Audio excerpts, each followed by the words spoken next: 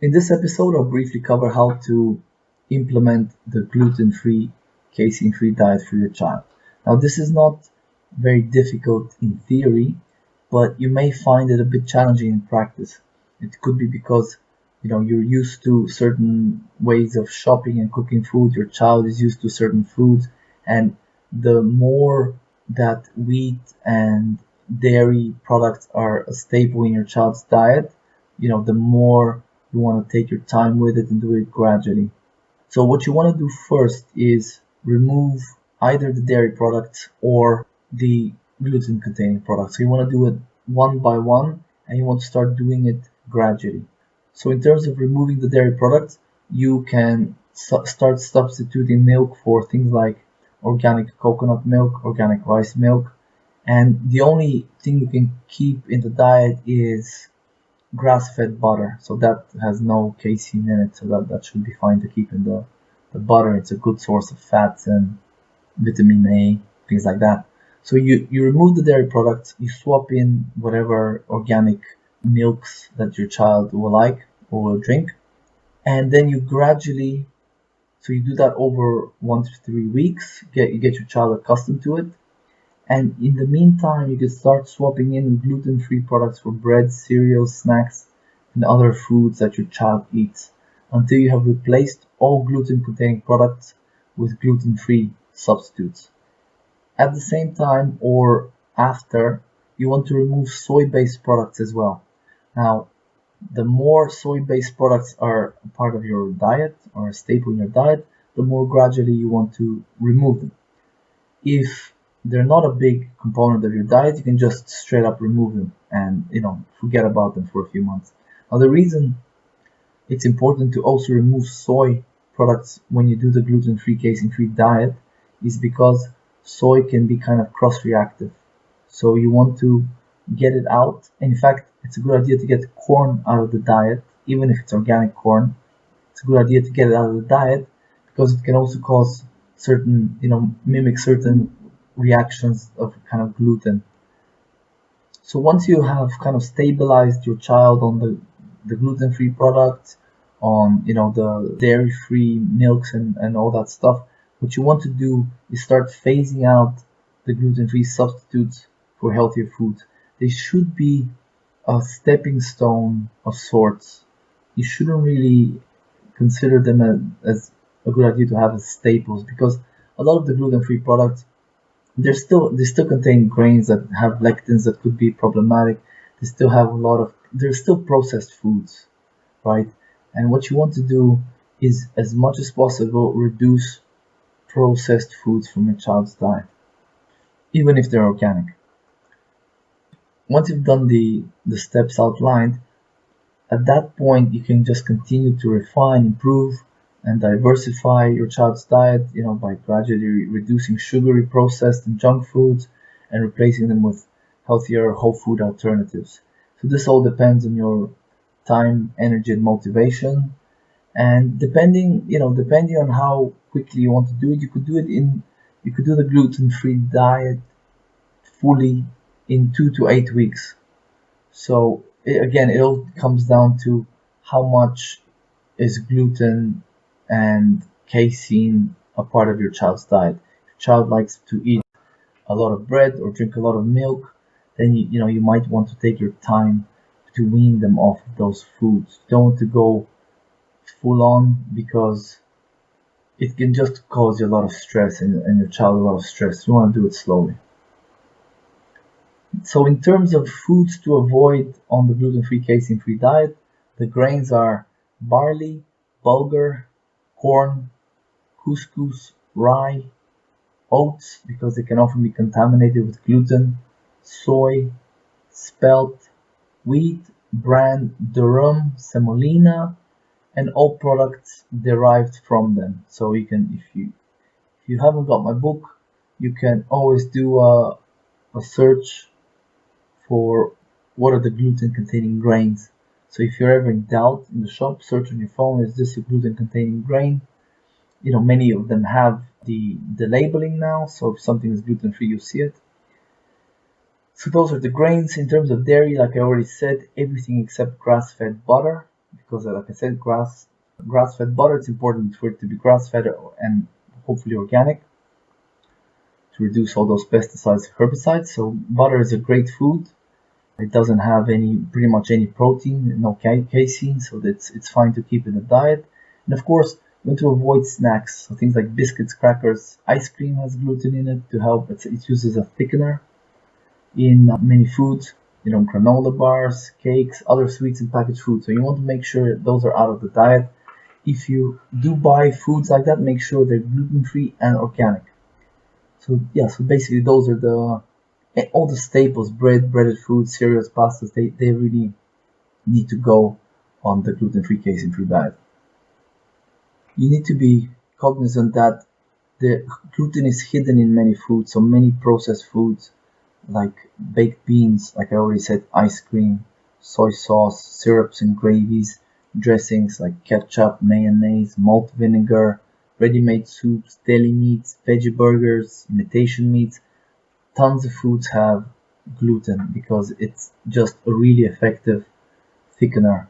It kind of keeps foods together. So be cognizant of that. Always read labels. And here's the problem: gluten is their manufacturers very sneakily hide gluten under various cryptic names, so it's not obvious all the time. So you get good at this. Just do a cursory search on the web. What is gluten hidden under? Something like that. What other names for gluten in food ingredients? And you see things like hydrolyzed vegetable protein, modified starch, soy protein, maltodextrin, brown rice syrup, triticum vulgare or estivum, natural flavoring, hydrolysate, hydrolyzed malt extract, yeast extract, things like that are often, have gluten in them. So you need to be aware of that and read labels. Again, the best bet is always to stick with whole foods that you cook yourself. Stay away from packaged processed foods. That's always a good idea. Now, in terms of the food substitutions you can make, gluten-free grains include things like amaranth, millet, rice, stick with the white rice, quinoa, teff, or sorghum. So you can use those instead of wheat. And then you can use organic coconut or rice milk, like I already said, instead of cow's milk. Make sure it's organic and make sure it's only a temporary substitution. Try to kind of wean your child off these things because, again, they're processed foods. So you want to, as much as possible, wean your child off them as quickly as possible. This can take, months or sometimes, more than a year, but have that as an end goal. Other healthy substitutions, so table salt, if you use table salt, regular old sodium chloride, throw that stuff out, get some good sea salt instead.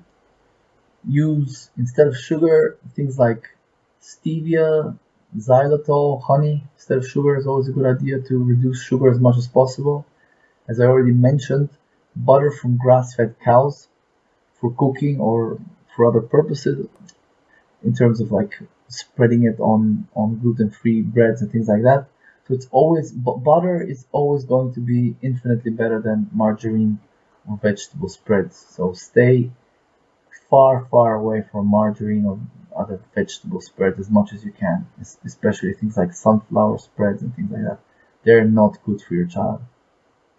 And then you can use MCT oil, which is medium chain triglyceride oil. So this is extract from coconut oil. You can use that, organic coconut oil, and organic extra virgin olive oil instead of vegetable and seed oils. So I should probably do an episode on vegetable and seed oils and why they should make no part of your diet, of your family's diet. And in terms of desserts and snacks, you can use fruits, nuts, homemade snacks, ice creams, things like that. You can Google some recipes, and it's just a much better way if you buy some organic ingredients, fruits, and things like that, and you can just make much healthier snacks for your child that they will eventually, once you get them off the store-bought chocolates, Kit Kats, and Snickers and things like that, they will start to crave healthier foods once you kind of change the microbiota, and you improve it. So those are a few tips on food substitutions that you can make. Now, just to briefly cover some common pitfalls in implementing the gluten-free, casein-free diet. So here are a few mistakes that some families make when implementing the diet. So first up is expecting results too soon. As I mentioned in the previous episode, you need to give it at least 3 to 6 months before expecting to see any results. Then using gluten-free products as permanent staples, as I've already mentioned, they should be temporary measures to get your child off the gluten-containing product. But after a while, after you stabilize them on those products, you need to start weaning them off those products as well, because they're still processed foods. Then using products with too much sugar, and this goes back to the previous point, many gluten-free products will have a lot of added sugar, so you want to try to reduce those products gradually as much as possible. Another point is continuing to use a lot of processed or junk foods.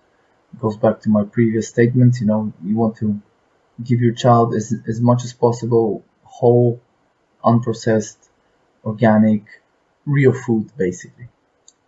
Then another common mistake is eating foods contaminated with gluten or hidden sources of gluten. So that goes back to the list of how manufacturers hide gluten in foods.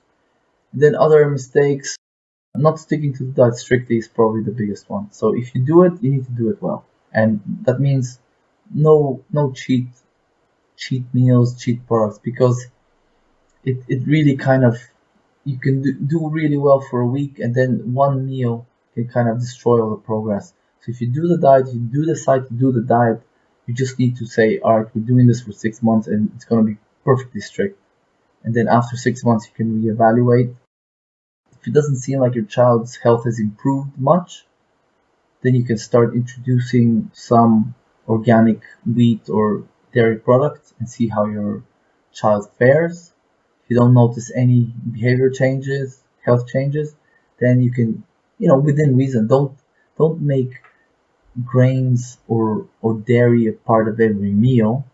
That's probably not a good idea. But you can, have the occasional, or even once, twice a day, you can have something gluten or casein containing, right? So the final point I'll cover, which kind of bleeds into what I just talked about, is how to expand the diet. So after a while, you and your practitioner might decide that it's time to begin expanding your child's diet. So first of all, what you should never do is start reintroducing gluten or casein if your child still has, noticeable gut dysfunction, such as constipation, diarrhea, gas, bloating, things like that. So you always want to make sure that that's been addressed fully before you start reintroducing these foods.